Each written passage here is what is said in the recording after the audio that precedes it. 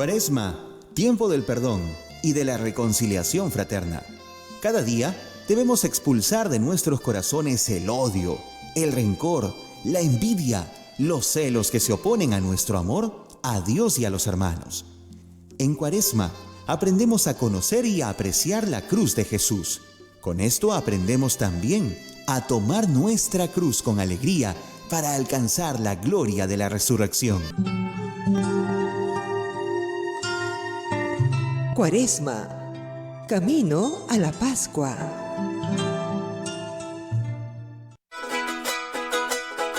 En Radio Santa Rosa, hagamos lío con el Papa Francisco. Hoy sigue habiendo mujeres que sufren violencia psicológica, violencia verbal, violencia física, violencia sexual.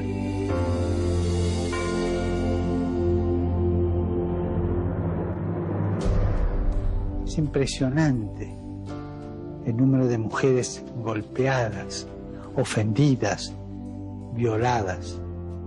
Las distintas formas de malos tratos que sufren muchas mujeres son una cobardía y una degradación para toda la humanidad, para los hombres y para toda la humanidad.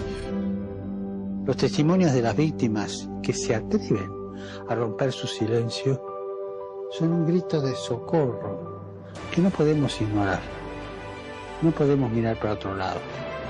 Recemos por las mujeres que son víctimas de la violencia, para que sean protegidas por la sociedad y para que su sufrimiento sea considerado y sea escuchado por todos. Gracias, Papa Francisco. Radio Santa Rosa. Buenas nuevas en tu vida. Radio Santa Rosa. Buenas nuevas en tu vida.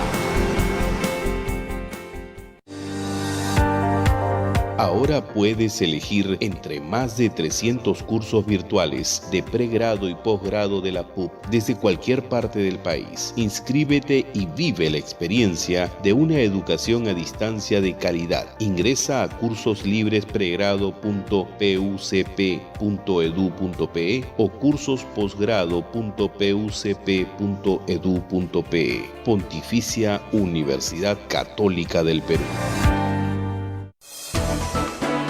La Sociedad Dominica de Medios de Comunicación, Sodomco, presenta A Pensar Más con Rosa María Palacios.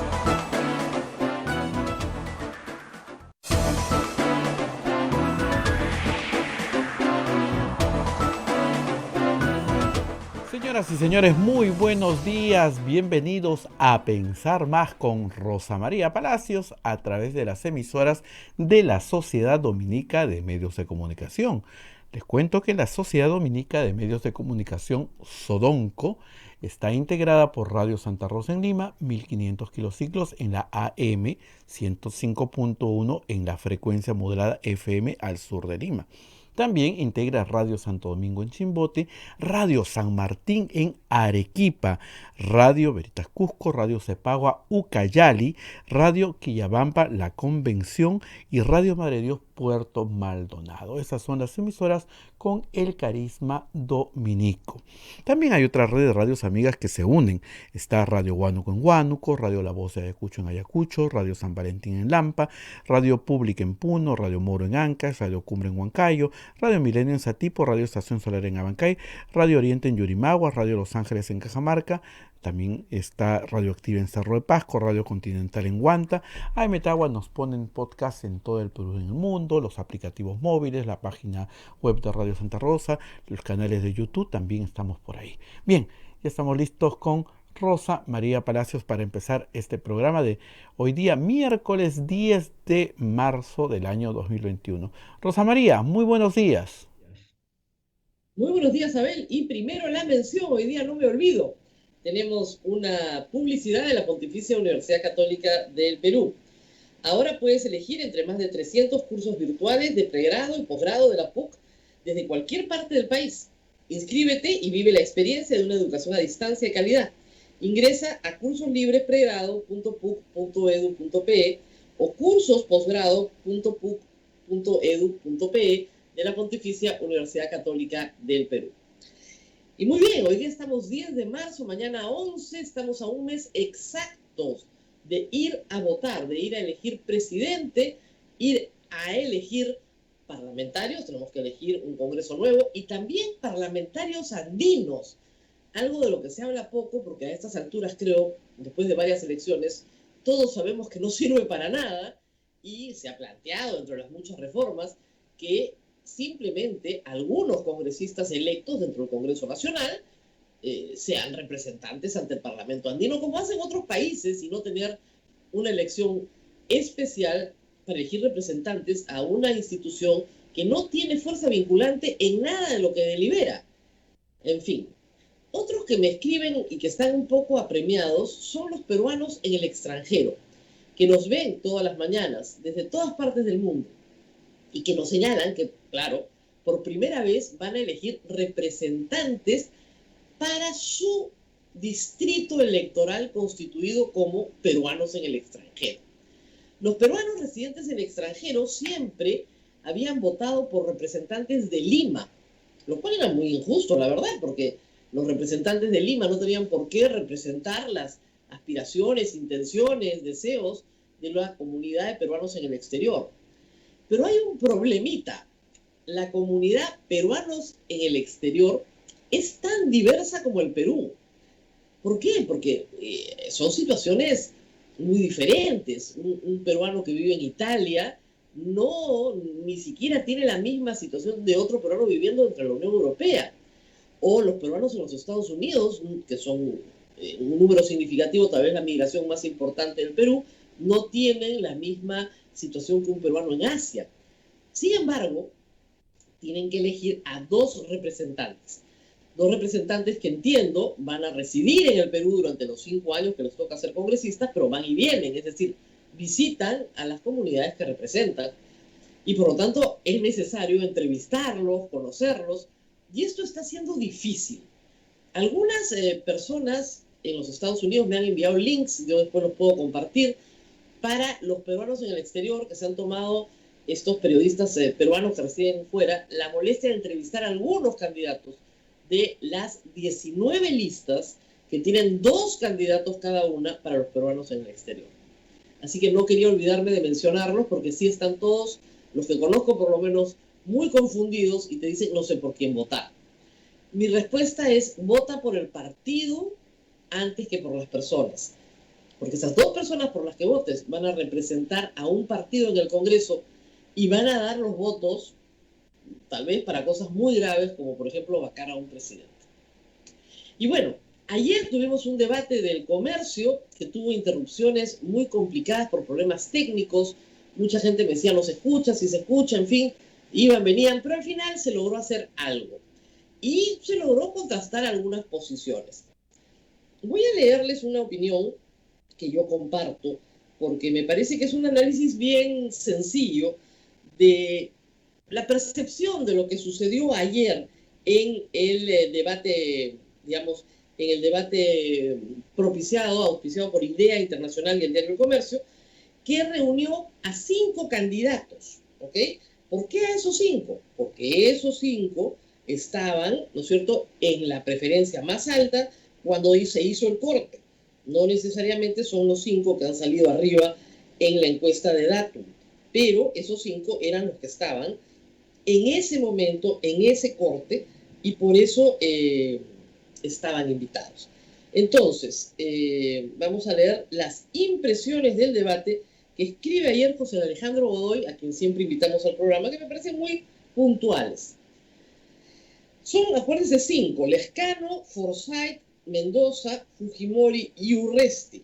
Mucha gente dijo, ¿por qué está Urresti y no está López Aliaga? Porque Urresti estaba en el corte en el momento en que se hizo. Muy bien.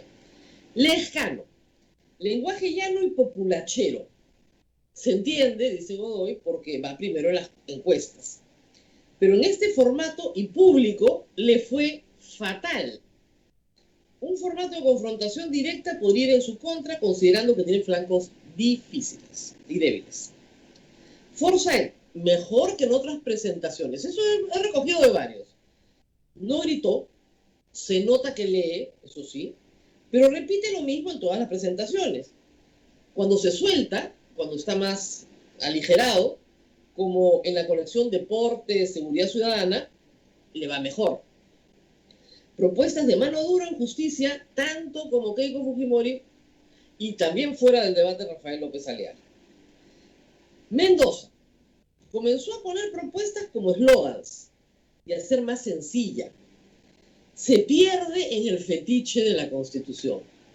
Para ella es un fetiche, entonces lo tiene que agitar y al final, si todos los candidatos lo agitan igual, ya no sirve de nada. Aún así fue quien más atacó y a la vez la que propuso más. Y requiere un enganche más emocional con el electorado, creo que eso está claro. Fujimori sigue hablando para su capilla, mano dura al cubo, mano dura, mano dura, mano dura. El discurso está agotado y no tiene cómo refrescarlo. Eso sí, dice Godoy, recontra aplicada en sus intervenciones. Urresti, de largo, el peor en el debate, limitado en propuestas, con risas cachacientas mientras sus rivales intervenían, una candidatura a la deriva. Esa es una lectura, no mía, estoy leyendo la lectura de José Alejandro Godoy, que me pareció muy imparcial y que da luces de lo que pasó ayer. Un debate no define nada, pero algunos debates sí sirven y vamos a tener otro más. Uno organizado por el Jurado Nacional de Elecciones que se va a realizar en 2 o en 3 rondas, diferentes. Acuérdense ustedes que en el debate municipal, cuando nadie sabía muy bien por qué votar, Jorge Muñoz logró una gran ventaja en su presentación y eso lo llevó a ser alcalde de Lima, lo ayudó muchísimo. Recuerden ustedes que el último debate entre Keiko Fujimori y Pedro Pablo Kuczynski, una semana antes de ir a votar, cambió el panorama electoral y finalmente inclinó la balanza por nada, por 40.000 votos para Pedro Pablo Kuczynski. Así que importan, porque es un momento en el cual el elector se forma un juicio. Porque al final de cuentas, como veíamos en la encuesta de Datum ayer, hay un 40% que no le interesa nada a la política. Y tenemos que hacer que esas personas de alguna forma se interesen. También había algo así como un 29% que decía que ni siquiera había pensado por quién iba a votar. Y otro casi 40 y tantos % diciendo que lo estaba pensando. Muy pocos han definido su voto a esta altura, pero sí hay corrientes de opinión. Como decíamos ayer, que se mueven, después de lo que hemos visto en este pequeño debate, entre autoritarismo, democracia, es decir, orden y libertad, que se mueven en economía entre regulación, control de precios, presencia del Estado versus mercado, versus libertad económica, de nuevo, orden versus libertad, y en derechos sociales entre liberales y conservadores. Entonces, en esos 3 ejes, ustedes pueden colocar a los 18 candidatos a la presidencia. En algunos casos es difícil porque su partido piensa una cosa y el candidato piensa otra, pero ahí va. Lescano ayer, por ejemplo, en otras intervenciones durante el día, ha señalado que él ha pedido a Acción Popular que retire a Merino. Es decir, quiere hacer un corte, él, con la vocación autoritaria de la bancada de Acción Popular que votó a favor de una vacancia. No le van a hacer caso. Y probablemente eso perjudique, obviamente, su campaña. Porque el partido está con Merino, no está con Johnny Lescano en ese punto. Está con Merino. Y lo van a proteger. Haciéndole mucho daño a Johnny Lescano, es verdad. Pero para el partido, Merino y lo que hizo el golpe de Estado es más importante que Johnny Lescano en este momento. Aunque les parezca increíble. Y lo que le interesa al partido, obviamente, es asegurar una bancada parlamentaria que no piensa como Johnny Lescano. Y que eventualmente podría vacar a Johnny Lescano también. O sea, es una situación bien complicada. Johnny Lescano, él, tiene una vocación mucho más democrática que la vocación autoritaria de su partido. Y él está mucho más a la izquierda en lo económico que su partido. Y probablemente él, no, ahí sí, su partido es bien conservador igual que él en materia de asuntos sociales. Es conservador. Entonces, tenemos esta situación. Hablando de Johnny Lescano, quería contarles algo que nos dijo ayer la señora Rosa Heredia, que tuvimos que ir a buscar, porque es necesario que se sepan las cosas. Ayer la señora Rosa Heredia, candidata con el número 20 del Partido Nacionalista, nos indicó que ella había sido, porque está divorciada, esposa del excongresista nacionalista Santiago Gasteñubi. Ella es prima en 7º grado, sobrina en realidad. Su relación es de 7º grado con Nadine Heredia, pero se apellidan igual. Entonces, claro, es inevitable el vínculo, se conocen, etc. Ella no ocupó ningún cargo público durante el gobierno de Antumal. La única cosa que hizo ad honorem fue ser parte de la comisión de recepción, de entrega, digamos, de transferencia de ejecutivos. Nada más. Muy bien. Esta señora es abogada, tiene una maestría, etcétera, etcétera, trabaja en el sector eléctrico hace muchísimos años, no ha trabajado en el Estado y ahora postula. Fue citada al Congreso, a la comisión de Marisol Perestello, que investigaba los graves actos de corrupción de Ollantumala cuando estaba en el poder, y las preguntas de Johnny Lescano, que ella consideró que eran irrepetibles en este programa, se referían explícitamente a su vida sexual. Johnny Lescano estaba interesado en saber si ella tenía relaciones sexuales con su esposo, que a su vez era su colega congresista. Y esto se lo preguntó a viva voz en una comisión investigadora. ¿Se acuesta usted con su marido o no? Ayer hemos tenido que hacer arqueología para encontrar la historia, y esa es la historia. Johnny Lescano estaba muy interesado en saber si la señora se acostaba o no con su marido. Ese era el nivel de la pesquisa anticorrupción, para que ustedes se hagan una idea. Así que, ahí está. Johnny Lescano ha continuado con propuestas que conocemos bien, de muchísimos años, sumamente demagógicas, populacheras. Por ejemplo, que va a renegociar todos los contratos de minería, haciéndole creer a la gente que la minería no paga impuestos, o que la gente diga que algo quede para la población local, sin recordar que del canon sale el 50%, el 50% del impuesto a la renta se queda en la región. Que el gobernador regional que ustedes eligen sea un choro, ¿no es cierto? No es culpa de la empresa, es culpa de que ustedes elijan a un choro y que el gobernador regional sea un choro. O sea, por favor. Pero en fin, este discurso populachero engancha bien, pero no le está funcionando a Verónica Mendoza. Eso es lo extraño. ¿Dónde está el voto de izquierda? Es lo que yo he estado pensando todos estos días. La izquierda, acuérdense ustedes, UPP con Antauro Humala sacó 1/3 de la votación y sobre todo el sur del país. Johnny Lescano es ahora el más fuerte en el sur del país. La izquierda se desenganchó del voto de Verónica Mendoza. ¿No es extraño eso? Es extraño, la verdad. La verdad que sí. Y a Johnny Lescano no le va mal en ninguna parte tampoco, ojo. Tampoco es que le vaya mal en otros lugares, pero en el sur le va extremadamente bien en comparación con lo que le iba a Acción Popular. Así que ahí tenemos algo para mirar. Como dice José Alejandro Godoy, Keiko Fujimori sigue en lo mismo. Y si, claro, si uno recuerda sus cifras, como las recordamos ayer, sus cifras del año 2016, tenía 37 puntos en la encuesta de Datum un día como hoy. Ahora tiene 7. Entonces, tiene que sentarse y pensar qué pasó. Y yo he estado también pensando mucho en qué pasó con Keiko Fujimori.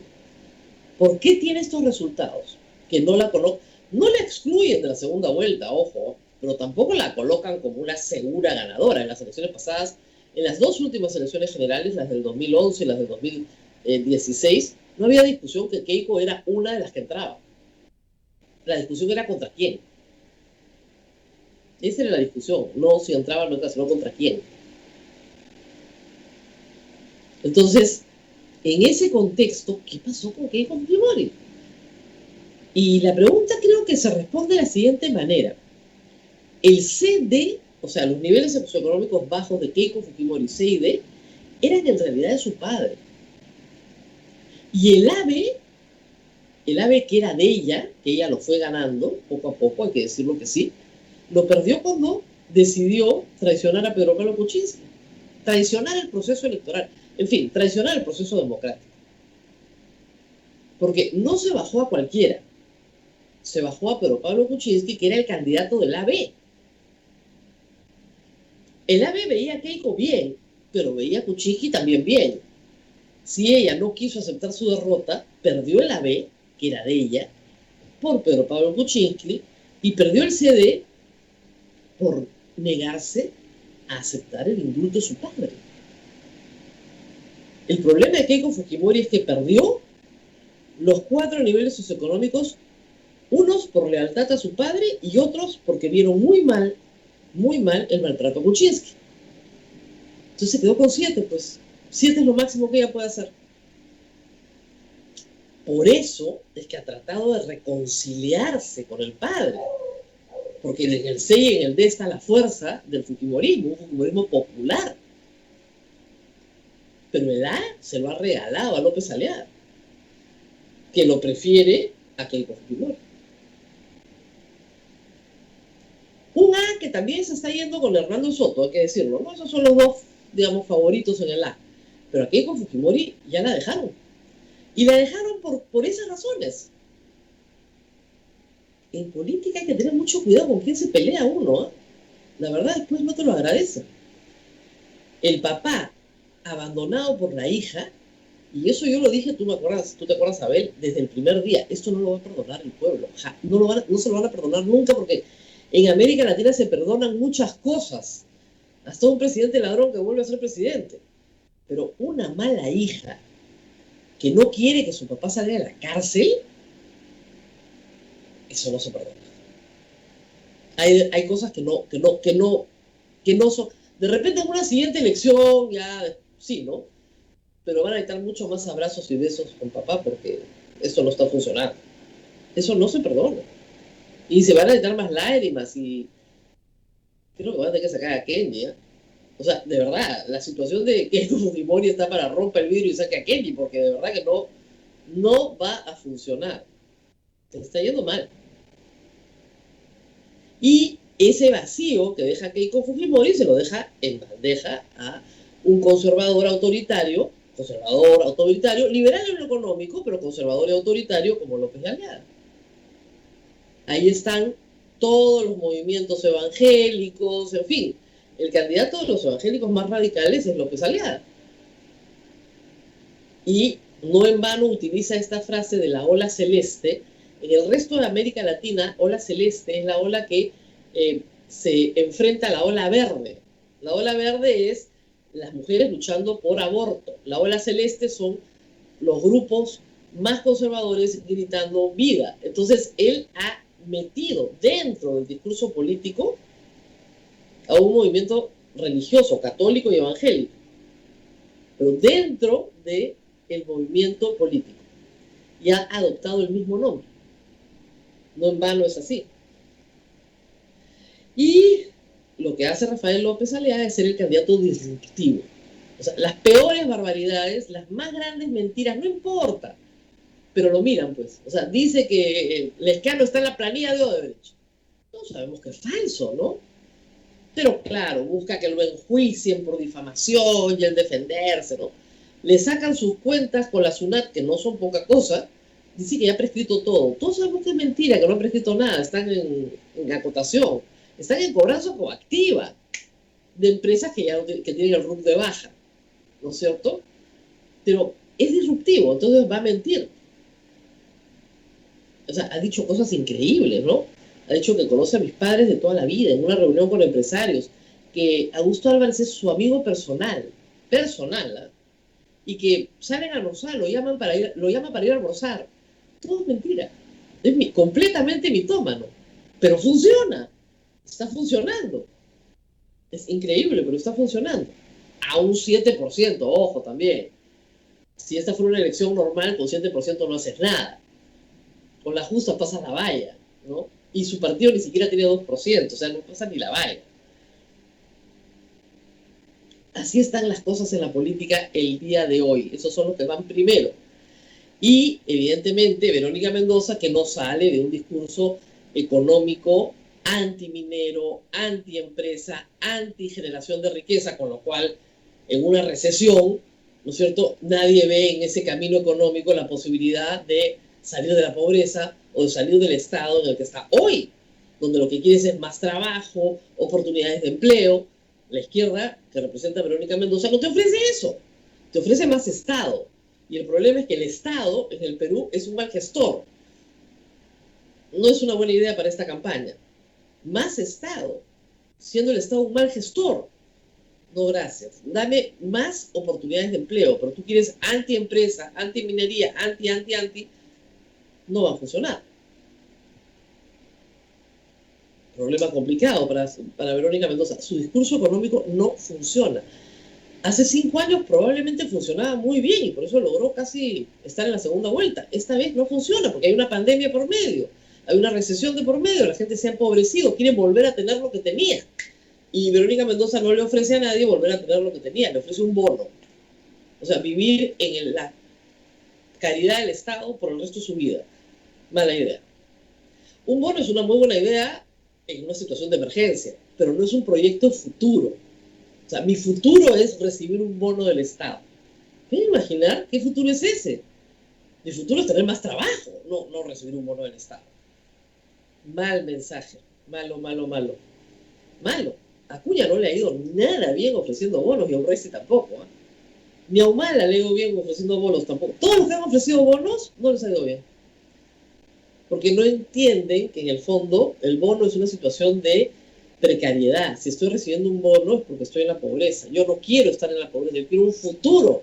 Un presidente ofrece un futuro, no ofrece un presente cuando el presente es horrible. Pero en fin, estos consejos son gratis, por si acaso. Para todos los que están participando, ofrezcan un futuro, no ofrezcan un presente, porque este presente es horroroso. Nadie quiere este presente. Queremos un futuro. Tampoco queremos un pasado. Y bueno, el tema de la corrupción, Abel, se va a colar, y eso siempre lo digo en la campaña, y mucho.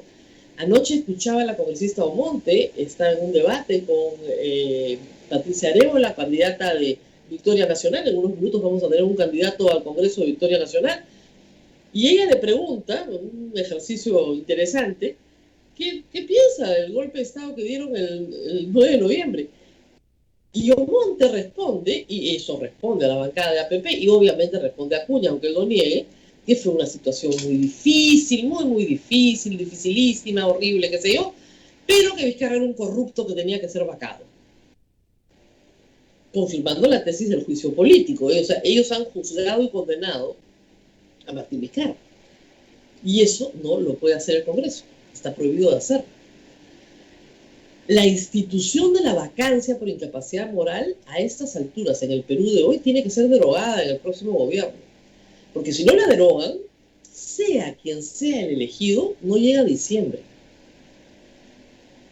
Miren ustedes, además, lo falso que es este tema. A ver, a Martín Vizcarra lo vacan el 9 de noviembre bajo el argumento de que era corruptísimo, y había que juzgarlo ya estaba todo probado. La acusación, Juan Satoche dijo que para diciembre la tenía lista. ¿Se acuerdan? Que ya solamente faltaba recoger 2 declaraciones más del expresidente y inmediatamente se procedía a la acusación. Marzo. ¿Cuál es la acusación? El señor postula. ¿Cuál es la acusación? No hay juicio, no hay nada. Ustedes dirán, bueno, qué exigente, ¿no? Ha sido en octubre, noviembre, recién se ha sabido. Muy bien. Pero Pablo Kuczynski, ¿no se acuerdan? Lo iban a juzgar de inmediato. Así decían los fujimoristas. Había que sacarlo porque era corruptísimo, horrible. Había que sacarlo ya. A su casa. Y a la cárcel. Al día siguiente de que dejó de ser congresista, el fiscal José Domingo Pérez está metido en su casa haciendo incautaciones. Le incautaron todo. Su casa en Cineguía, que estaba llena de animalitos, los animalitos los dejaron salir, gracias a Dios, porque si no, el fiscal los hubiera dejado adentro. Los regalaron a los vecinos, cerraron la casa está completamente destruida y abandonada, para uso de nadie, para que no valga nada el día que haya que pagar una reparación civil. No se entiende. Bueno, pero Pablo Kuczynski, el 23 de marzo, cumple 3 años de haber renunciado a la presidencia de la República y desde abril, 3 años de arresto domiciliario. no tiene acusación, no tiene nada, nada. No hay ninguna acusación contra él todavía, sigue en investigación preparatoria. 3 años. Y vamos al anterior, a ese no lo vacaron, pero bueno, sí, lo metieron preso rápido. Ollanta, 5 años. Ayer la señora Rosa Heredia decía algo que nosotros hemos dicho en el principio. El día que se resuelva una cosa que se llama excepción de naturaleza de acción. Es decir, señor juez, me están acusando, en este caso, por un delito que no existe. Recibir fondos de campaña de manera ilícita en el año 2011 y 2016 y 2006 no era delito. Eso no es lavado de activos, porque no existía el delito. El delito existe a partir del año 2019. Si el juez tiene 2 dedos de frente y no se muere de miedo, ya no está Alan García. O sea que yo creo que lo puede hacer porque Ollanta y su esposa fueron a la cárcel como objetivo del APRE del futbolismo. Eso está clarísimo. Muy bien. ¿Qué pasó? Si resuelven van a decir sí, pues efectivamente. Y ese juicio y esa solución favorece a Keiko Fujimori, que debe ser la primera interesada en que eso se resuelva en esos términos. Porque el fondo del asunto, todo el asunto de las donaciones de Odebrecht a las campañas y de otras empresas, se basa en solo ese problema. ¿Se ha resuelto? No se ha resuelto hasta el día de hoy. Y cuando se resuelva, porque se va a resolver, de acá a 5 años o a 10 años o Dios sabe cuándo, dirán efectivamente en esa fecha no era delito, por lo tanto no se puede procesar. ¿Qué pasó en el interín? Destruiste la institución presidencial. La lucha anticorrupción en el Perú se utiliza no para reformar el sistema de justicia peruano, ni la fiscalía, que merece una reforma urgente. No, se utiliza para perseguir al enemigo político. Entonces, algo que nace con una muy buena intención se termina deformando en el tiempo.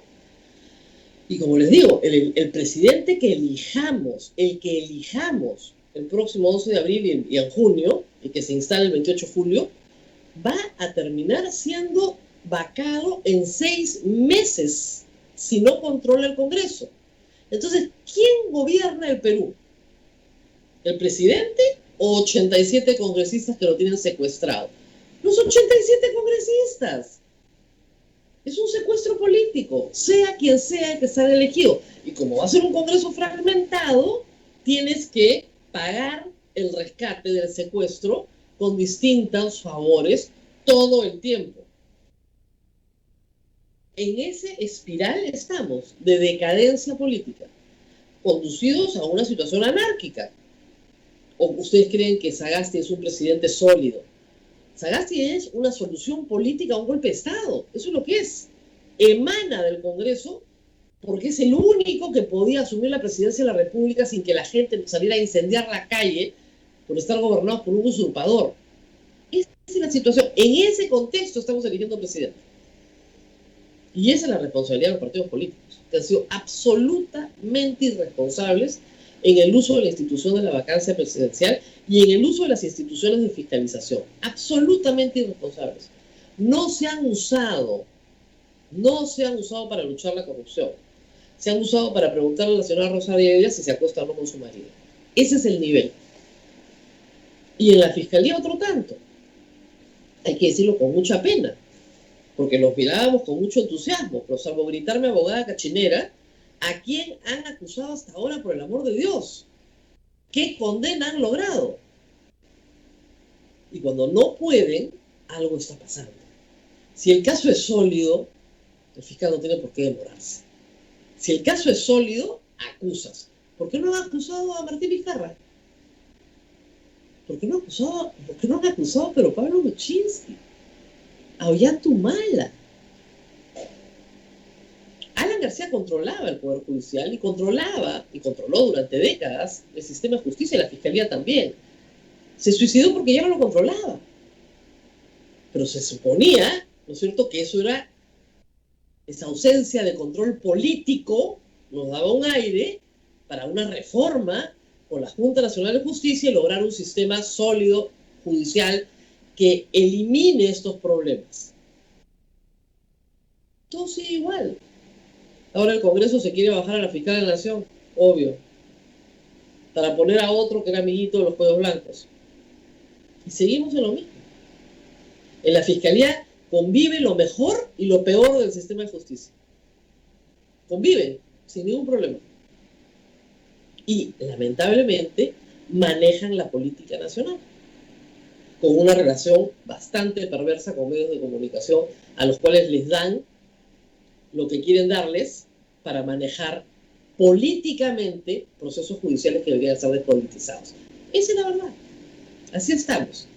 Así que cada vez que alguno de los congresistas candidatos me habla de lucha contra la corrupción, yo quiero salir corriendo. Muy bien, vamos a la pausa, a ver, pues si nos pasa la hora y seguimos conversando con el público. Joaquín Rey, candidato. Así es. Con el número, he perdido el número. ¿Qué número tiene Joaquín Rey? 9. 9. Candidato con el número 9 de Victoria Nacional va a estar con nosotros. No hemos tenido muchos candidatos de Victoria Nacional, así que creo que ha estado con nosotros el doctor Jorge Nieto, pero nadie más. Así que muy bien, tenemos un candidato de Victoria Nacional que estará con nosotros en un minutito. Vamos a hacer una pausa y regresamos.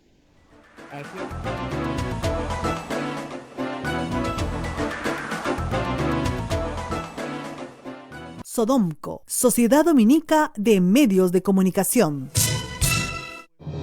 ¿Te han dicho que no hay servicio de internet donde vives? Mejor escucha esto. HughesNet sí te ofrece internet satelital de alta velocidad en tu casa. Sí, allí donde otros operadores no llegan. No esperes más y compra tu plan hoy y recibe el primer mes gratis, más instalación estándar gratis. Llama ya al 0800 78 311 o visita internetsatelital.com.pe para más detalles, porque donde veas el cielo, puedes tener internet satelital con HughesNet. Condiciones y restricciones en internetsatelital.com.pe. Sodomco, Sociedad Dominica de Medios de Comunicación.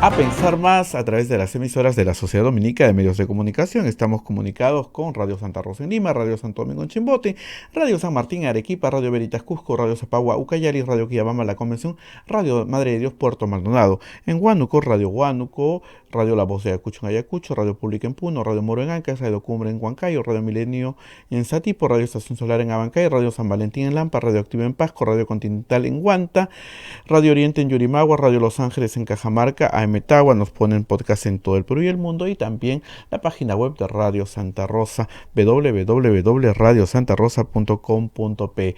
Rosa María, mientras vamos con nuestro invitado, te hacía una consulta. Muchas personas se preguntan por qué ahora salen denuncias, sale esto de la deuda del señor Rafael López Aliaga, sale el tema del sodalicio que ayer fue denunciado, porque al Escano, por ejemplo, sale el tema de lo que le hizo la pregunta a la señora, ¿no? Yo pienso, no sé, es porque se han puesto pues con todos los reflectores, y es lógico que tenga, y creo que es mejor que salga ahorita. Sí. Antes de ir a votar, tenemos que tener la mayor cantidad de información posible de cada uno de los candidatos que usted conoce, que están ahí, hay 18. Pero evidentemente los que van adelante son los que necesitan, ¿no es cierto?, más información, porque probablemente sean los presidentes del Perú. En la encuesta de Datum se confirma la tendencia de la caída de Forsyth, ¿no es cierto?, el estancamiento de Keiko Fujimori y de Verónica Mendoza, y la subida del Escano y de López Aliaga. Entonces, es evidente que vamos a traerles información sobre los que van de subida para que ustedes sepan de qué se trata. Porque de repente van de subida porque ustedes no tienen la menor idea de qué cosas han hecho estas personas. En el caso de López Aliaga, ayer Paolo Ugaz dio una explicación muy clara de algo que todos los periodistas sabemos. Paolo Ugaz está siendo perseguida judicialmente. De nuevo, la utilización del sistema de justicia para la persecución política. ¿Y por qué está perseguida judicialmente? Porque por haber revelado las violaciones sexuales dentro del sodalicio. Y no solamente las violaciones sexuales, los maltratos físicos, las humillaciones, el maltrato psicológico de jóvenes peruanos que durante décadas fueron maltratados en esa institución, vejados en esa institución. Y no solamente por eso, porque hasta ahí más o menos que aguantaron. Cuando comenzaron a investigar la utilización del concordato entre la Iglesia Católica y el Vaticano, perdón, entre la Iglesia Católica y el Estado peruano para obtener exoneraciones tributarias para organizaciones religiosas, y comenzaron a darse cuenta de que acá habían negocios poco santos, y comenzaron a hacer una investigación muy larga, y Paola Ogás anuncia que está por salir su libro. Desde hace un año no paran, por cualquier cosa. Paola Ogás está acusada por un portal web de comercializar plutonio con los Vargas Llosa. Y eso, y quejarte de que te acusen de eso, ha generado que la acusen por difamación y que el juez ampare la denuncia. Vargas Llosa. Estamos hablando de gente que controla el sistema de justicia para su propio beneficio, y López Aliaga promueve con la publicidad de su empresa Compupalas a las personas que están en este sistema de persecución de periodistas. Pero por supuesto, son todos parte del mismo sistema. El que la acusa por difamación a Paola Ogás, el señor Luciano Reboredo, candidato al Congreso del señor López Aliaga en las elecciones del año 2020, en las que López Aliaga no sacó nada, ni el vuelto. ¿Ok? Entonces, estamos hablando de gente que tiene una vocación por denunciar periodistas y acosarlos en el sistema de justicia, y que van acompañados de un sistema de justicia. Paola Ogás trabajó más o menos 5 minutos en la Municipalidad de Lima. 5 o 6, creo. Estuvo 6 meses, me parece, o un año, en el área de comunicaciones de la Municipalidad de Lima en la época de Susana Villarán. La están acusando de lavado de activos con unos chats falsos, pero falsos, publicados en una primera plana. Y tiene un proceso penal de lavado de activos por eso. Tiene 5 procesos penales. Y este señor López Aliaga financia a sus acusadores. Es sociopolítico de Luciano Reboredo, lo llevó de candidato, financia a Willax, donde la acusan permanentemente, a La Abeja, a unos portales pero ínfimos. Pero con esos portales ínfimos arman una acusación penal y la llevan al Poder Judicial. Y encuentran en el Poder Judicial, miren ustedes qué curioso, solución, porque tratan de callarla. Paola Ogás en este momento es una periodista que está siendo protegida por la Comisión Interamericana de Derechos Humanos, por todos los foros de libertad de expresión del planeta. Es una vergüenza para el Perú que el caso de Paola Ogás sea un caso internacional, simbólico, emblemático de persecución a periodistas.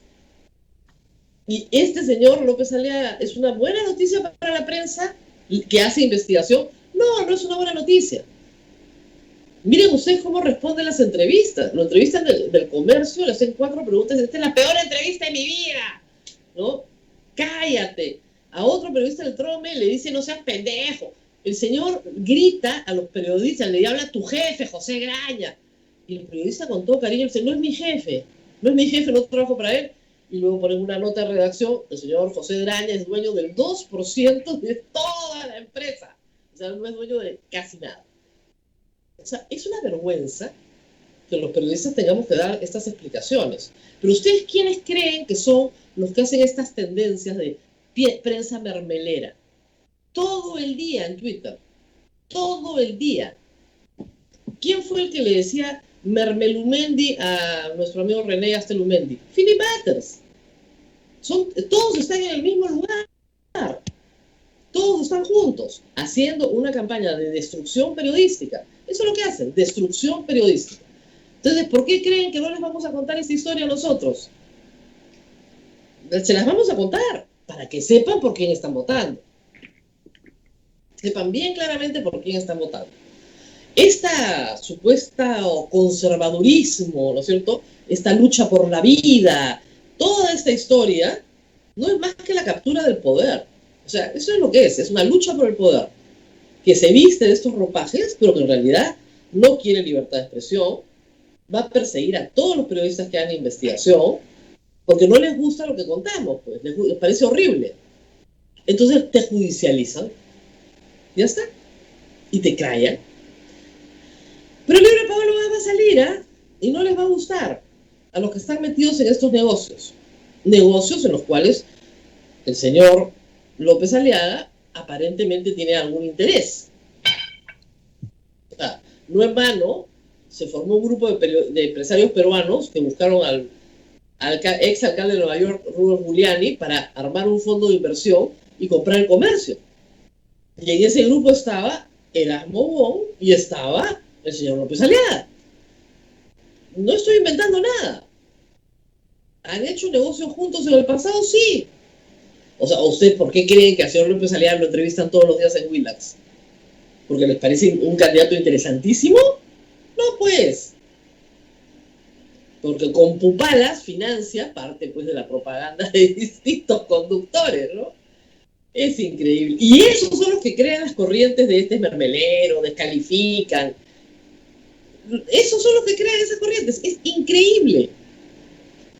En fin, bueno.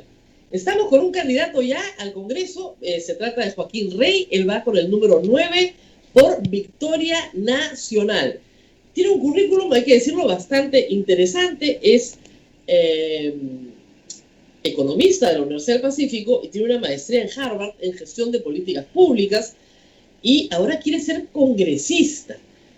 La pregunta es, ¿por qué quiere ser congresista? Es uno de los cargos más feos que hay dentro del sistema público. Muchas gracias por estar con nosotros. Rosa María, muchas gracias por la invitación. Es un gusto tener este espacio y poder conversar. Y yo quiero ser congresista porque creo que nuestro Congreso debiera ser nuestro mejor reflejo, no nuestro peor reflejo, ¿no?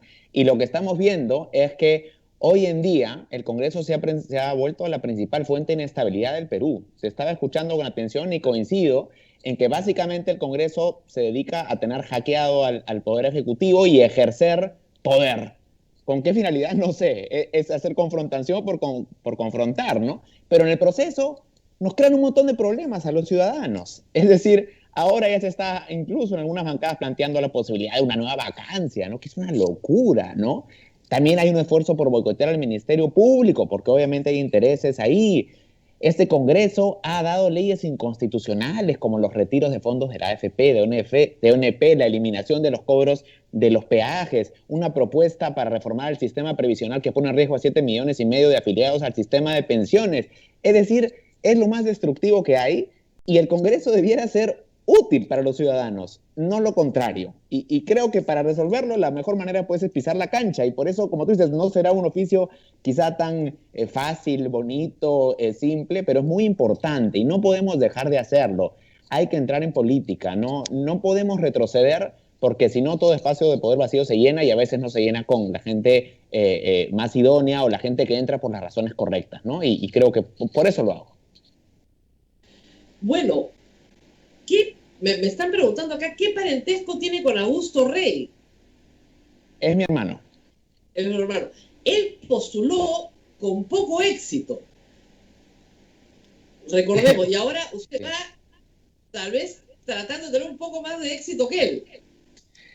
Bueno, en mi familia siempre ha habido una vinculación con la política. Hay, digamos, en mi historia familiar muchas personas que han estado en el servicio público, en la política, también en la carrera diplomática. Entonces yo he crecido siempre con discusiones vinculadas al dominio de lo público, ¿no? Entonces quizás eso es lo que explica que en la familia haya, tanto en Augusto como yo, como en mi caso, hay ese interés por la política. Ahora hay que decir que quizás en el espectro político Augusto está un poco más a la izquierda que yo. Yo soy quizá más, sí, yo soy un poco más liberal en lo económico, pero digamos son discrepancias por supuesto amables, ¿no? Y bueno, él en este momento no está postulando y se encuentra un poco alejado de la política en este momento, sigue opinando, ¿no? Pero ahora, digamos, esta es mi elección ahora. Hay que hacer un full disclosure antes de que nos digan algo. A ver, la mamá del candidato es prima segunda mía. O sea que el candidato es algo así como mi sobrino en 9º grado. Pero tengo que contarlo. Y efectivamente, por el lado de su madre, hacia arriba, ¿no es cierto? Augusto Rey es bisnieto de Víctor Andrés Belaúnde. Y hay una larga tradición, efectivamente, de servicio público. Muy bien, entonces, ir al Congreso en una circunstancia muy complicada, en la cual, sea quien sea el que gane, nos tenemos que enfrentar a una polarización en varios niveles. La primera es autoritarismo versus democracia, ¿no es cierto? Y en ese nivel, lo que tenemos es a un presidente que puede ser rehén de un Congreso. Con 87 votos, ¿no es cierto?, lo vacan. Sin causa, no importa, inventan una. El problema es que si George Forsyth no sale y usted sí sale, necesitamos saber, los ciudadanos, dónde se va a alinear su bancada. Eso es lo más difícil de saber hoy. ¿Dónde se alinea su bancada? ¿La vacancia? Bueno, estamos totalmente comprometidos con la democracia y la estabilidad y definitivamente, de hecho, nosotros condenamos el gobierno ilegítimo de Merino. George, nuestro candidato a la presidencia, salió a decirlo con claridad. Yo estuve en las marchas, por supuesto no por defender a Vizcarra, porque creo que no ameritaba defenderlo, ya en ese entonces incluso, sino que hay que respetar la institucionalidad. Y en Perú la figura de la vacancia presidencial creo que nadie entiende bien. O sea, francamente, tú escuchas a un constitucionalista y te dice una cosa, otro te dice otra cosa, tú también tienes un punto de vista, ¿no? Y creo que es algo que tiene que ser aclarado, porque no puede ser que teniendo un número de votos, el Congreso puede estar no solo con la posibilidad de vacar un presidente, sino que toda la relación de poder y el balance entre el legislativo y el ejecutivo se ve condicionada a esa posibilidad. El solo hecho de que exista esa posibilidad condiciona toda esa relación y de eso vienen una serie de acciones que atan de manos al presidente, ¿no? Y estamos viviendo siempre con esa amenaza. O sea, ahora que sale información falsa sobre la efectividad de las vacunas, información totalmente falsa, nuevamente hay gente que habla de las vacancias. Cualquier cosa, cualquier excusa es buena. Y acá no se trata de defender al gobierno morado, que además yo creo que ha cometido muchas fallas, sino de darnos paz mental a los peruanos, de poder saber quién va a ser nuestro presidente la próxima semana. No puede ser que 5 años más hayamos tenido 4 presidentes. El problema de el gobierno morado, como usted dice, porque el Sagasti niega que sea el gobierno morado, es que si tiene éxito en la vacunación, y yo creo que lo va a tener, espero que lo vaya a tener, y deberíamos esperarlo todos, el crédito...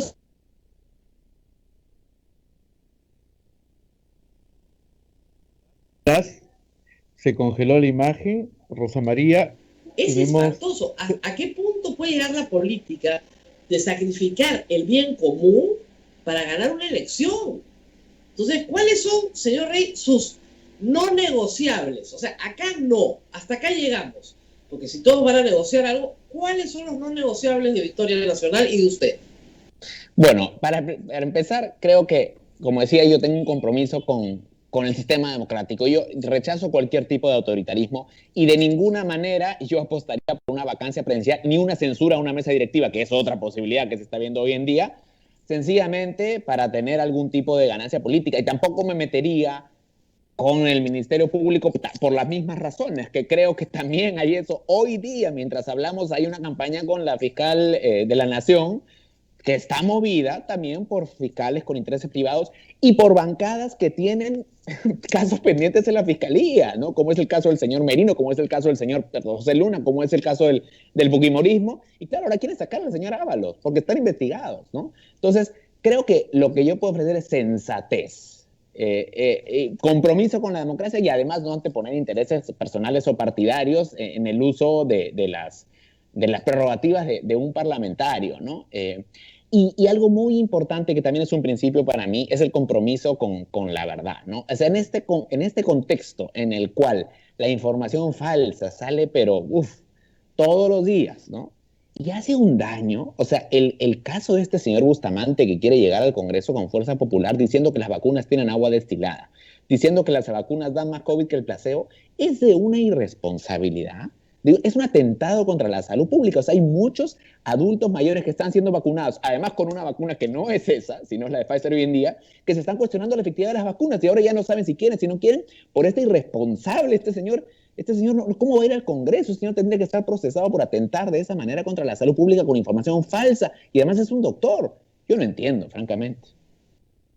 La verdad es que es doctor en biología, no es un médico de atención a pacientes, pero, efectivamente concordamos, no se puede. Pero lo más probable es que salga elegido y lo más probable es que usted se tenga que sentar con él. Y resulta, lo voy a poner en un escenario hipotético, que Keiko Fujimori es la presidenta del Perú, pero con 18 votos, le va mal.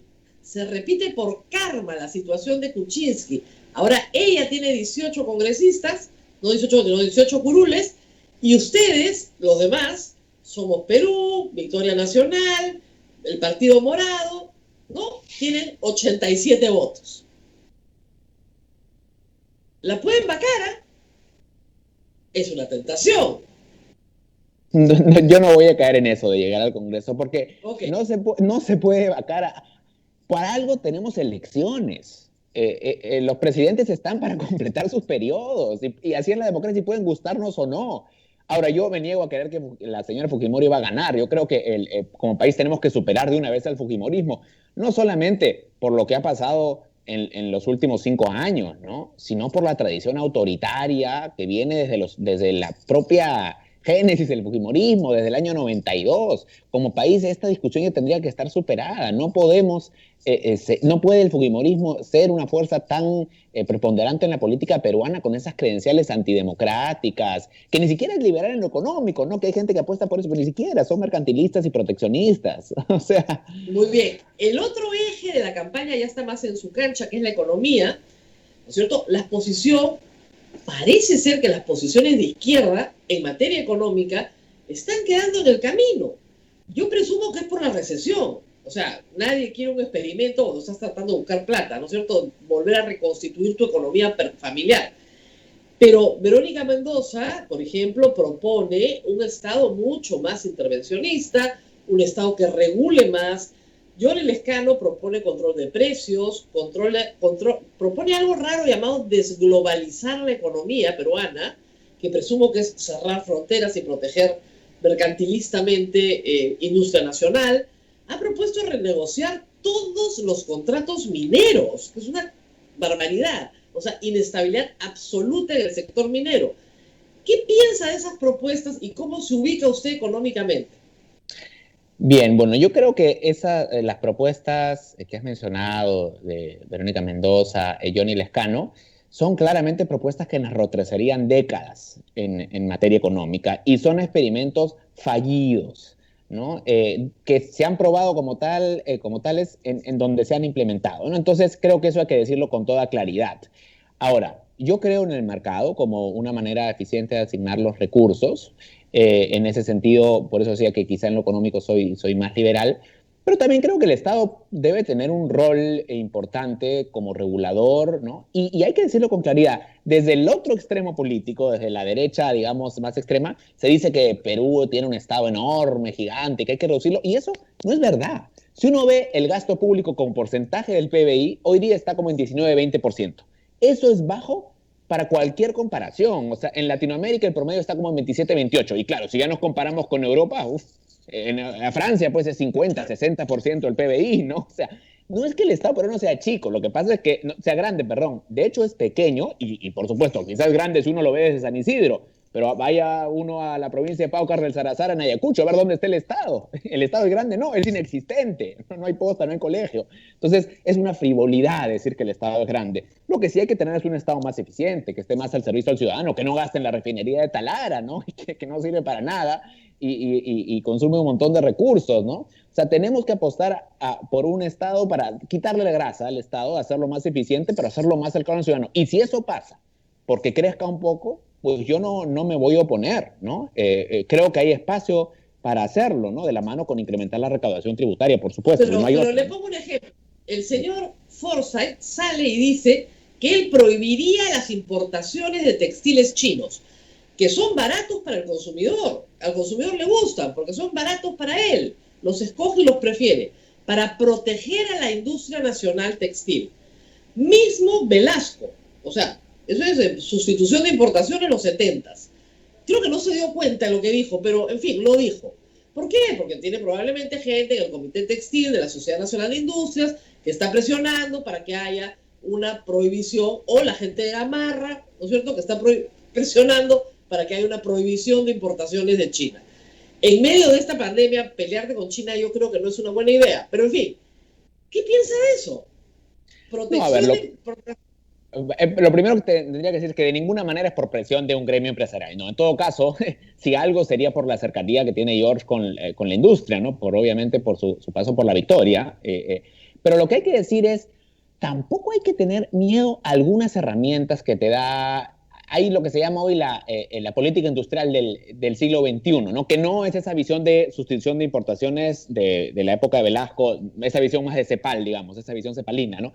Sino que hoy, de hecho, hay mucho trabajo de economistas como Ricardo Hausmann o Dani Rodrik, que son muy reputados, que hablan de cosas como lo que se ha hecho en Asia, ¿no? Que es dar ciertos incentivos y ciertas protecciones temporales condicionadas a resultados, ¿no?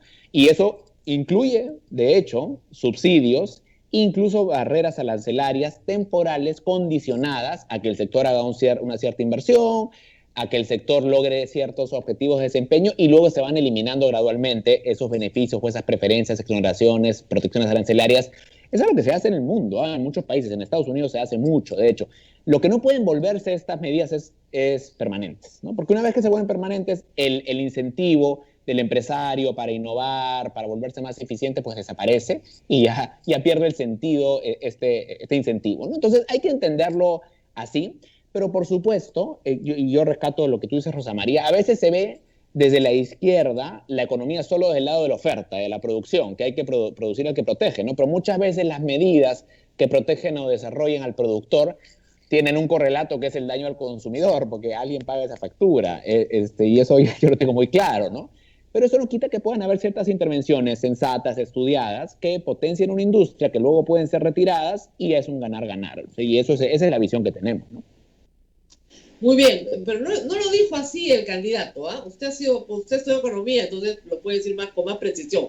Él dijo prohibir importaciones chinas.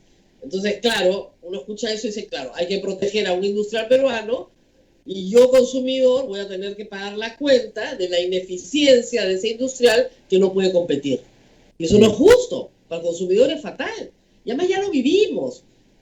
El postulante era muy chiquito, no se acuerda, pero yo sí me acuerdo, ya lo vivimos, fue horrible, horrible. No es algo donde queramos volver. Muy bien. Y luego tenemos el otro eje, que ha sido un eje de confrontación también, que es el de los derechos fundamentales, el de los derechos de las minorías. Un eje donde la religión se ha metido en la campaña y han aparecido movimientos extremadamente conservadores para tratar de llegar al poder. ¿Qué piensan de eso en Victoria Nacional? Porque a mí a veces escucho a George Forsyth y me parece bastante conservador. O sea, cuando le preguntan del matrimonio gay, dice unión civil. Ya sabes que ese es que no quiere. ¿Ya? Esa es la forma de decir no quiero, pero para que nadie se moleste conmigo, voy a decir unión civil. ¿Cómo se ubican ustedes frente, por ejemplo, al matrimonio de personas del mismo sexo? Sí, nosotros estamos apostando por la unión civil, como tú dices, y la propuesta, finalmente, el tema semántico de cómo queremos llamarlo, si matrimonio o unión civil, no es tanto lo importante, sino el contenido del proyecto de ley que aprobaríamos, ¿no? Y nuestro punto de vista es que los derechos deben ser iguales entre parejas del mismo sexo o parejas heterosexuales, en términos patrimoniales, de derechos civiles, ¿no? Porque además yo creo que por más que cumplamos 200 años como república, no seremos una república en la medida en que todos los ciudadanos no tengan igualdad ante la ley. Y eso incluye... Claro, ¿y por qué no se llama, por qué no se llama matrimonio? No, porque hay quienes consideran, y hay que entender que, como en toda apuesta política, hay gente que está un poco más a la derecha, un poco más a la izquierda, y creemos que este es un término medio que de alguna manera no genera tantas alarmas en aquellos quienes la palabra matrimonio, que consideran que esa palabra debe estar reservada para la unión de personas de acuerdo. Digamos, en el año 2016 ni siquiera se hablaba de unión civil, y en el 2011 menos. O sea que estamos avanzando, tiene razón, pero ¿no será que al estar usted y otros más, algunos, en la lista parlamentaria, con miembros de Restauración Nacional, que es un partido de ascendencia evangélica, no están como decolados? ¿No hay un problema ahí? No, de ninguna manera. De hecho, hay que decirlo con toda claridad.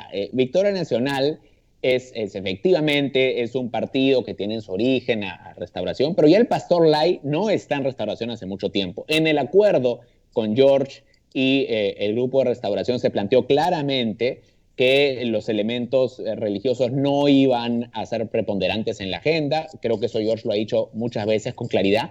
Pero preponderantes no, pero hay sus compañeros de fórmula que hemos entrevistado no están de acuerdo y son evangélicos y no están de acuerdo. Pero hay que ver quiénes están, por ejemplo, los perfiles de mayor peso, digamos, en la plancha presidencial, quiénes están. Patricia Arevalo y Jorge Chávez, de quienes de ninguna manera se puede decir que son ultraconservadores, ni mucho menos. No. Nuestro cabeza de lista, Coco Nieto, es una persona liberal, ¿no? Tampoco, pero hay otros que sí provienen de la estructura partidaria, porque, digamos, ustedes no son un vientre de alquiler. Claro, pero, o sea, porque son un vientre de alquiler, pero no al 100%, pues, no son Avanza País tampoco, ¿no? Entonces, no es un vientre de alquiler. No lo voy a decir porque para empezar no hay ninguna una contraprestación. Cuando uno es un vientre de alquiler uno paga pues por una inscripción, no es el caso.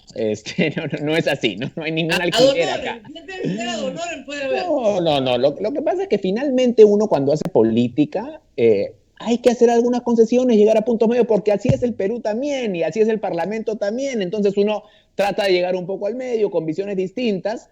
Pero la muestra de que hemos logrado puntos medios y consensos es que estamos sólidos y seguimos ahí.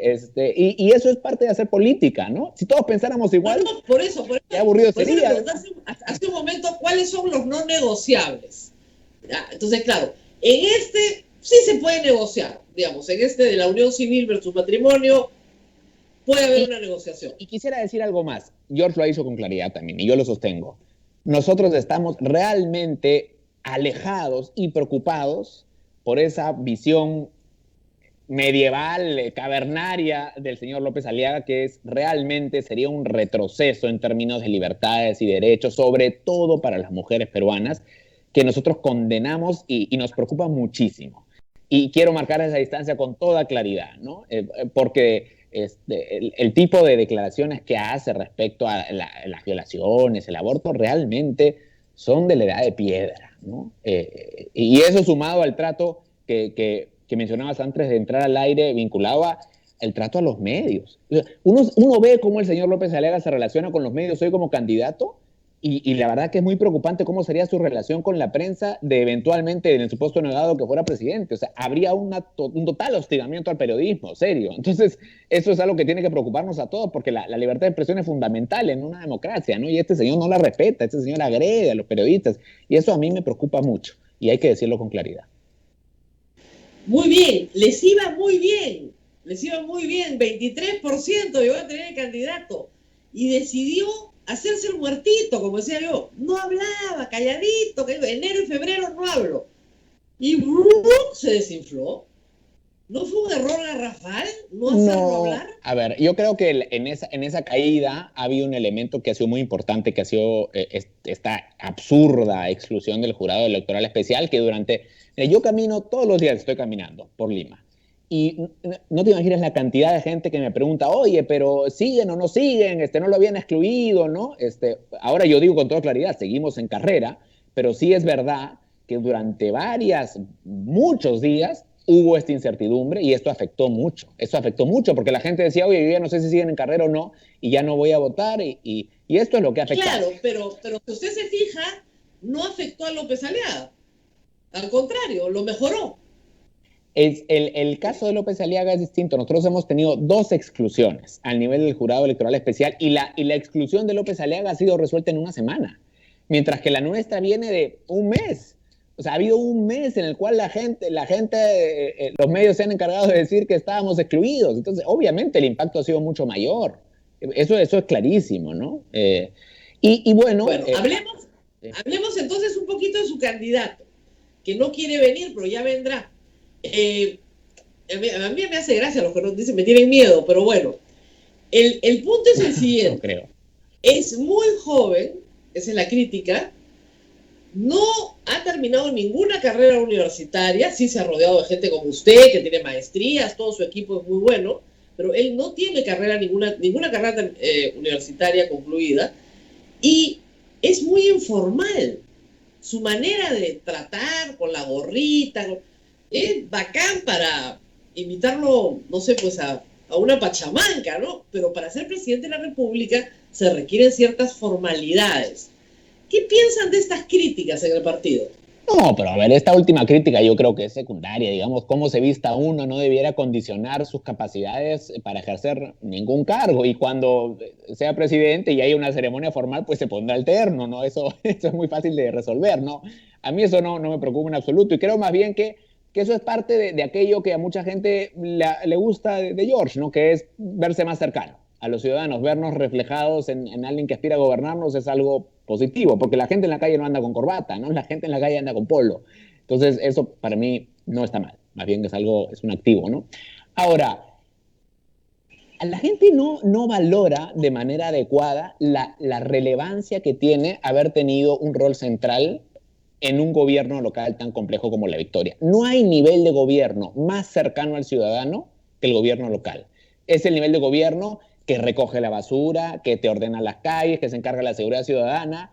No es pues como algunos candidatos que han sido congresistas, que en el Congreso, bueno, uno palomilla de ventana, digamos, puede serlo si quiere, también puede hacer otras cosas, pero en un gobierno local uno tiene que resolver problemas. Y eso es lo que ha hecho George en La Victoria. Sé, pero el problema es que los abandonó. Renunció para la candidatura presidencial. Muchísimos vecinos de La Victoria se lo pedían incluso, y además hay que decir que, bueno, una gente que lo ve como que se hubiera abandonado a los vecinos, pero ¿qué es un mayor abandono? Digamos, irse y para postular a la presidencia o haber declinado a participar cuando en su momento había un 20% de peruanos que aspiraban a verlo en la contienda electoral. ¿No habría sido eso también un desaire para con todos esos millones de peruanos, ¿no? Y además George ha dicho algo importante que creo que ha sido malinterpretado, ¿no? Que él dice, por más que uno sea un buen alcalde, oficioso, trabajador, hay ciertas cosas que sencillamente no vas a poder lograr porque las reglas están dadas de manera tal para que la burocracia te ponga trabas en todo lo que hagas, ¿no? Entonces, para cambiar eso, hay que ir al gobierno nacional para tener un Estado más eficiente, más al servicio del ciudadano, porque si no, ni el alcalde más diligente va a tener éxito, ¿no? Y eso es lo que motiva la participación de George. Y también quiero referirnos, María, a lo que tú mencionas sobre el grado. Finalmente, en Perú hay no todos valoramos, está sobrevalorada la importancia de tener títulos. Si uno ve el Congreso actual, hay un montón de doctores, ¿ah? Ojo, tienen doctorados por todos lados, de todo tipo. Y mira lo que es. O sea, eso no es garantía de nada. Yo creo que lo fundamental para hacer política es tener coraje, tener corazón y rodearse bien de gente. Y eso es lo que tiene George, eso es lo que está haciendo George. De acuerdo, pero digamos, no es condición suficiente tener un título, pero sí es condición necesaria, ¿no? O sea, algo, hay que pedir. No le digo que no garantiza nada, pero no tenerlo implica, habiendo tenido la oportunidad. Porque yo le podría decir, una persona que no tuvo la oportunidad de estudiar, lo entiendo. Pero el señor Forsyth ha tenido la oportunidad de estudiar. Sí se la han dado. Sus padres tuvieron la oportunidad de tener una carrera. Dos elementos. En mayo va a tener título. Él está concluyendo. Bueno. Sí. Él está concluyendo en la UPC sus estudios de administración. Y eso es bueno que lo sepa todo el mundo. Pero claro, es gracioso, ¿no? Porque la gente dice, bueno, ahora sí va a tener título. Como si fuera otra persona ya, ¿no? Y como si ya el papel ya cambiara todo, ¿no? Digamos, pero otro elemento más, hay que también ponderar de manera adecuada la importancia de tener una carrera profesional en el deporte, y hay gente que ningunea eso, y ser deportista es también una profesión seria, que claro, no tiene título universitario, pero en un país además con tantos problemas de juventud, que tiene problemas de pandillaje, de drogadicción, no estaría mal tener un presidente con un compromiso con el deporte, ¿no? Y que haya hecho carrera deportiva de manera profesional en Perú y en el extranjero, ¿no? Y yo se lo ha tomado muy en serio. No me puede negar que revela carácter. O sea, su carácter no es el carácter académico. No todo el mundo tiene que ser académico, para nada, pero no es su carácter. O sea, lo académico no es lo suyo. Está claro. Lo pragmático, sí, lo más operativo, lo empírico, pero no lo académico. Pero está bien que así sea. ¿No? Yo creo que está bien que así sea, ¿no? Porque presidentes, digamos, un caso que creo que ilustra muy bien el problema es, por ejemplo, el caso del señor PPK, ¿no? Cuyas credenciales académicas y profesionales, pues creo que nadie podía cuestionar, y sin embargo su gobierno, miren cómo acabó, ¿no? Ningún manejo político, una bancada totalmente inoperante, pudo lograr prácticamente nada de lo que se propuso, y en parte fue, pues, porque no tenía eso que se necesita en política, ¿no? Y creo que hoy día también hay candidatos con credenciales académicas, ¿no? Pero que yo dudo mucho, por ejemplo, el señor De Soto, pues que tenga la capacidad de manejo político que requiere un país como el Perú, ¿no? Entonces, no, usted que es economista, vamos a jalarle la lengua, pero usted que es economista, ¿es verdad que De Soto lo han nombrado el mejor economista del mundo? Del mundo, ¿eh? A ver, yo creo que uno siempre puede encontrar alguna cita en una revista que diga eso, ¿no? Pero De Soto yo creo que nunca ha sido considerado para el Nobel, ¿no? Que sería en todo caso el indicador más universalmente reconocible. A ver, yo no voy a cuestionarlo en su rol como intelectual. Creo que eso está muy bien y la verdad que es un orgullo para el Perú tener un economista de ese renombre, ¿no? Pero bueno, de ahí a que tenga las cualidades y las capacidades para ser presidente, pues hay un largo trecho, ¿no? Y también hay que decir otra cosa, que el gran aporte intelectual de Soto a nivel teórico es el otorgamiento de títulos de propiedad. Y en Perú eso ha fracasado tremendamente. O sea, la entrega de títulos que inició Fujimori fue un mecanismo de clientelismo total y que no ha servido para garantizar el acceso al crédito, como era en teoría la propuesta. Para nada. Uno tener un título, vaya uno con un título a un banco a pedir un crédito y por ahí no va la cosa, ¿no? Entonces hay que decirlo también, ¿no? No es que en Perú sus ideas hayan servido demasiado, ¿no? Pero bueno, creo que es una candidatura que se ha levantado. Preguntas del público, Abel. La primera pregunta que tengo y que se ha repetido cuando se habló de la presentación del candidato es: ¿usted es familia cercana del señor Rafael Rey? No, hay muchas preguntas sobre mi familia y la verdad es que no. Es una familia lejana, o sea, él tiene algún grado de parentesco, pero muy lejano con mi padre y yo nunca lo he visto, o sea, en ninguna actividad familiar ni nada. Y lo que sí puedo decir con claridad es que estoy muy lejos, digamos, de su visión política, ¿no? Creo que hoy día forma parte de esa maquinaria de noticias falsas que se está produciendo en un canal de Perú controlado por un grupo económico que hace muchísimo daño. Y yo lo cuestiono y no me importa que se apellide igual que yo. Perfecto, no, es bueno aclarar, es bueno aclarar. En el tema de lo que pasó en el mes de noviembre, ¿usted apoyaría, Victoria Nacional apoyaría la sanción de los 105 congresistas que hicieron el golpe de Estado? A ver, yo no me animaría a llamarlo golpe de Estado, porque yo no soy constitucionalista como si es Rosa María, y yo no quiero entrar al detalle de que si se siguió o no se siguió el procedimiento. Lo que yo sostengo es que fue un gobierno ilegítimo, porque creo que algo fundamental en democracia es que haya un mínimo, pues, de soporte popular a un gobierno, ¿no? Y claramente acá no había eso, y no solo no había eso, sino que la vacancia se hizo por las razones incorrectas. No como decían ellos, para fiscalizarnos. Querían tumbarse un presidente porque tenían los votos y porque eso es lo que siguen haciendo hasta el día de hoy. Y eso recibió mi total condena y por lo tanto es un gobierno ilegítimo. De ahí a decir si fue golpe o no, yo eso se lo dejo a los constitucionalistas y mal haría yo. El problema es que esa definición, igual como en el matrimonio y la unión civil, las palabras sí son importantes. ¿Por qué? Porque si fue legítimo, en fin. Pero lo que estamos discutiendo acá es si una conducta penal, si hubo una conspiración para cometer sedición y si es que hubo sedición. Tanto Verónica Mendoza como la lista del Partido Morado, ambas listas señalan que de llegar al poder van a hacer todo el procedimiento y los antejuicios correspondientes para que estas personas sean juzgadas penalmente por sedición. Esa es la razón por la cual se quieren bajar a la fiscal de la Nación, dicho sea de paso. Además, ¿no? Están aterrados, pero el tema central es ese.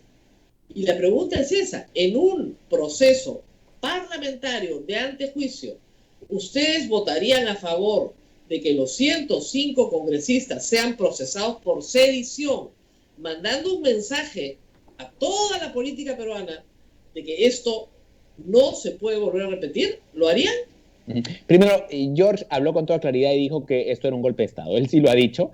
y eso creo que transmite un poco su visión del tema. Y a ver, de ser el caso, y nuevamente, ahí estamos entrando en un terreno penal que yo no manejo, y parte de la responsabilidad de ser congresista creo que es no hablar con total certeza sobre lo que uno no conoce a fondo, pero digamos, si es que yo realmente con un equipo determinamos que hay elementos para determinar que hubo sedición, lo cual está regulado por el Código Penal, y hay que hacer efectivamente una acusación constitucional, lo que procediera, pues y contarían por supuesto, con mi apoyo, sin la menor duda, ¿no? De demostrarse que efectivamente es muy importante que usted conozca bien la Constitución, porque va a ser congresista. Y es muy importante, porque si no termina aprobando leyes inconstitucionales, ¿no? O sea, por ley no se modifica un contrato, ¿no es cierto? Por ley no creas una iniciativa de gasto, etcétera. Por eso, yo este puntito le sugiero que llame a Susel Paredes, que es de otra bancada, y le va a explicar con claridad por qué es penal. Esta falta de claridad sobre ese tema puede ser determinante en el momento de elegir bancadas, más que elegir candidatos, sino elegir bancadas. A los morados les está yendo muy bien, y su primera oferta fue esa. A estos los vamos a meter presos por sedición. Primera oferta. Piénselo bien, ¿eh? Como digo, yo lo que quiero hacer es hacer las cosas informado y con sensatez. Y si es que producto de ese ejercicio de reflexión se termina que lo que corresponde es eso, pues sin la menor duda, ¿no? Y quiero ser totalmente claro en este punto. O sea, yo condeno totalmente esa actitud oportunista de los congresistas de estar en este plan de estar vacando todo el rato. Y como decía al inicio, no es a lo que haya terminado. Yo siento que ellos quieren, aunque sea agarrar el poder, 2 o 3 semanas para revertir algunas de las medidas que los hayan perjudicado, pues, y usar el Estado como un botín, ¿no? Y eso es algo que tiene que preocuparnos, por supuesto. Y si eso amerita, pues, alguna acción de tipo penal, pues, sin duda. No tenga duda que si George Forsyth sale elegido presidente, van a juntar los 87 votos, incluso con gente de su propia bancada, para conseguir vacarlo en 6 meses, salvo que él entregue las cosas que desean que están entregadas. Ese es el problema, que el presidente termina siendo un rehén del Congreso, y de un Congreso que las cosas que piden no son necesariamente constitucionales. Ahora, yo no creo, podrán haber bancadas que lo busquen, pero no creo que la suya propia. O sea, hay que recordar que lo que ha pasado en el último quinquenio de presidentes sin bancada no es lo usual tampoco, ¿no? O sea, si uno va atrás, incluso el gobierno del señor Humala, el gobierno del señor García, de alguna manera sus bancadas se mantenieron unidas hasta el final, con algunas pocas de... A Humala le censuran un gabinete porque había perdido su bancada. Incluso los de su bancada, que habían entrado con él, votaron en contra. O sea, el problema de las bancadas es ese, que ni siquiera son leales al partido con el cual entraron. En el caso, digamos, han habido algunas excepciones, pero el caso de PPK, que no tuvo bancada porque no quiso, no trabajaba con sus congresistas, creía que no era importante, me parece. Y el caso de Vizcarra nunca tuvo interés en tenerla tampoco, pero yo creo que ahí el liderazgo presidencial hace una gran diferencia, ¿no? Y George, y quizás esto suena retórico, pero es verdad, George toda su vida ha sido arquero, y un arquero no puede ganar un partido, cuando menos lo empata, ¿no? Porque no puede hacer goles, digamos, ¿no? Pero él sabe perfectamente la importancia del equipo, y estamos trabajando juntos por eso, y él va a ejercer un rol de liderazgo también en la bancada. Entonces yo dudo mucho que hayan esas deserciones en nuestra propia bancada. Mire, lo único que va a hacer un presidente cuando entre al poder el 28 de julio es contar 130 menos 87. El día que tiene eso, no tiene problema. ¿Se da cuenta? Así de grave es el asunto. Así de grave es. Todo el tiempo tiene que contar 44. ¿Tengo 44? Sí. ¿Tengo 44? Sí. Mientras tenga 44, gobierna. El día que no tiene 44, dejó de gobernar. Y creo que ahí hay que dejar de esperar pues, que las elecciones nos dan resultados distintos, y hay que apostar por cambios en la manera en la que elegimos a nuestros representantes. Y ese es otro temazo en el que no sé si queremos meternos, pero por ejemplo yo creo que la elección de congresistas debiera producirse en segunda vuelta, por lo menos una porción mayoritaria, porque eso de alguna manera te fuerza a construir mayorías, ¿no? Y no terminas con congresos de 9 minibancadas, digamos, ¿no? Que afecta seriamente la gobernabilidad. Así es. No sé si tengamos alguna pregunta. Sí, su partido va a defender las primarias abiertas, simultáneas y obligatorias. Por supuesto, creo que son parte importante de la reforma política y además tienen que estar acompañadas de la eliminación del voto preferencial, ¿no? Yo creo que son dos caras de la misma moneda, importantísimas para el fortalecimiento de los partidos. Creo que ahora, bueno, con el argumento de la pandemia, pues se suspendieron, pero en realidad eso era una excusa para muchos partidos que no querían, cuyos líderes y dueños no querían ceder en su posición de poder para definir la candidatura, porque hay que decirlo, acá el señor Acuña define el orden de la lista en APP y el señor Luna define el orden de la lista en Podemos, ¿no? Porque son los dueños de los partidos y eso no es un partido. El partido tiene que tener un mínimo de formas democráticas y por eso, por supuesto, que voy a apoyar las PASO y también la eliminación del voto preferencial. El tema de la Constitución, hay varios partidos que han dicho que van a cambiar la Constitución, nueva Constitución. ¿Ustedes están a favor de eso? A ver, nosotros no creemos que este sea el momento para plantear una discusión constituyente, básicamente porque creemos que es una manera de desviar la atención de los problemas reales. Y me voy a referir concretamente, por ejemplo, al capítulo económico, que es la punta de lanza, digamos, de la izquierda, ¿no? O sea, con este capítulo, con este título económico que está en vigencia hace ya 30 años, hemos tenido desde las reformas liberales más agresivas de Fujimori hasta Talara, hasta la definición de Talara. O sea, eso te da una idea de lo amplio, el amplio margen de maniobra que te da esta Constitución. Y hemos tenido también en el medio aerolíneas de bandera. Ya no nos acordamos, pero Aeroperú, TANS han sido con esta Constitución.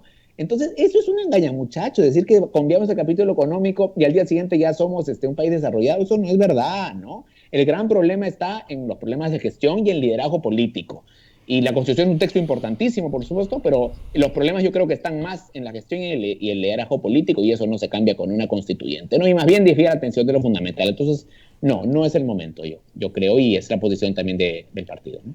Propuestas que haría de entrar al Congreso de la República tiene en el tema de salud, en el tema de educación y en el tema de seguridad. Bueno, esa es una pregunta muy amplia.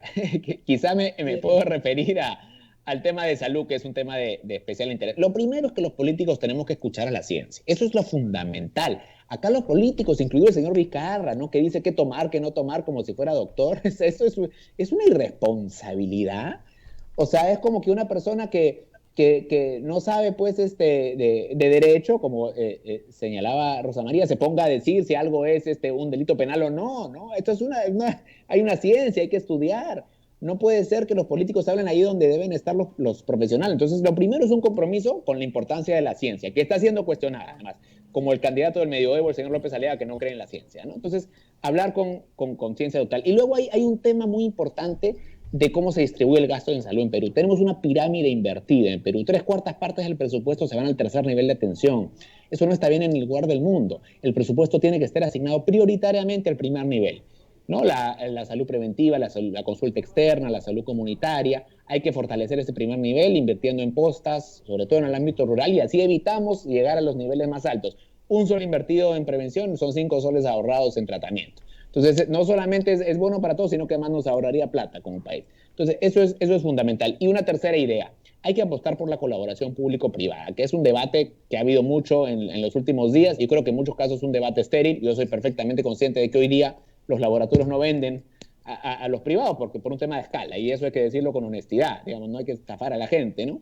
Pero sí hay oportunidades para que los privados participen, por ejemplo, en las tareas logísticas posteriores a la adquisición de la vacuna, como son el almacenamiento, distribución y aplicación, ¿no es cierto?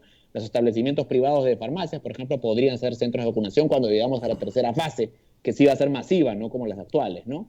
Y no hay que ningún componente ideológico debe, yo creo, que introducirse en un debate que básicamente tiene que estar orientado a soluciones pragmáticas, ¿no? Porque es un tema logístico, finalmente. Entonces, ahí, apertura a la colaboración público-privada en ese tema creo que va a ser fundamental. Estas son 3 ideas, digamos, en salud. Muy bien, muy bien. Muchísimas gracias a Joaquín Rey. Ya son las 9:30. A ver, nos tenemos que ir despidiendo porque tengo otra chamba. El periodista vive el proyecteo, así que nos tenemos que ir despidiendo. Muchas gracias a Joaquín Rey, candidato con el número 9 de Victoria Nacional. Ha sido una larga conversación y creo que hemos agotado bastantes temas. Así que podría dar una última idea, nada más. Y solamente quiero decir que para mucha gente en nuestra generación la política ya es una causa perdida, ¿no? Vemos que hasta aquellos en quienes creíamos nos vuelven a engañar, y ya la gente de mi generación no quiere saber nada con la política. Yo lo veo cuando camino en la calle, ¿no? Y yo creo que es importante dar el mensaje de que así no tienen que ser las cosas. Sí es posible hacer política decente y al servicio de la gente. Hay que participar para hacerlo. Y una última idea. Hay diferencias con otros políticos, sí, pero yo entiendo que en el próximo Congreso tengo la obligación de buscar consensos. El Perú no se merece 5 años más de destrucción y de confrontación permanente. Yo voy a construir, estoy dispuesto a conversar y a consensuar incluso con quienes piensan distinto a mí. Creo que es una obligación que tenemos todos quienes aspiramos a llegar al Congreso. Muchas gracias, Rosa María, por esta oportunidad. Gracias. Abel, esto ha sido todo por hoy. Así es, Rosa María. Nos vamos, Rosa María. Regresamos con más candidatos, no se preocupen. Mañana regresamos con muchos más candidatos y el viernes también. Y con Abel ya tenemos una lista muy larga de personas que nos están pidiendo venir. Así que vamos a tener que acomodarnos un poquito de 2 en 2 y seguramente la última semana de 3 en 3. Siempre les pedimos que llamen antes. ¿Por qué llaman la última semana? Muy bien. Pero lo que sí podemos decirles con toda tranquilidad es que haber hecho un trabajo enorme para que la oferta de candidaturas sea absolutamente plural y ustedes puedan recibir mensajes de distintos grupos, de distintos candidatos y de esa manera poder llevarles lo mejor. Próximamente vamos a volver a presentarles un resumen de todos los candidatos presidenciales para que los tengan juntitos. Lo hemos hecho hace una semana, lo vamos a volver a hacer, no se preocupen, para que ustedes puedan comparar. Muy bien, Abel, nos tenemos que ir. Bien, invitarlos a que nos ayuden con la rifa. Ya les vamos a contar el detalle mañana. El 31 de marzo tenemos nuestra primera rifa. Ustedes saben que somos una emisora pastoral y que vivimos de la buena voluntad de las personas. Bien, mañana les contamos, Rosa María. Ya nos hemos repasado del tiempo. Cuídense mucho. Chao, chao.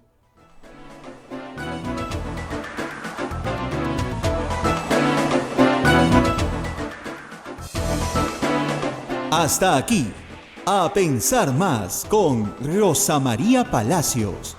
Este programa fue producido por la Sociedad Dominica de Medios de Comunicación, Sodomco.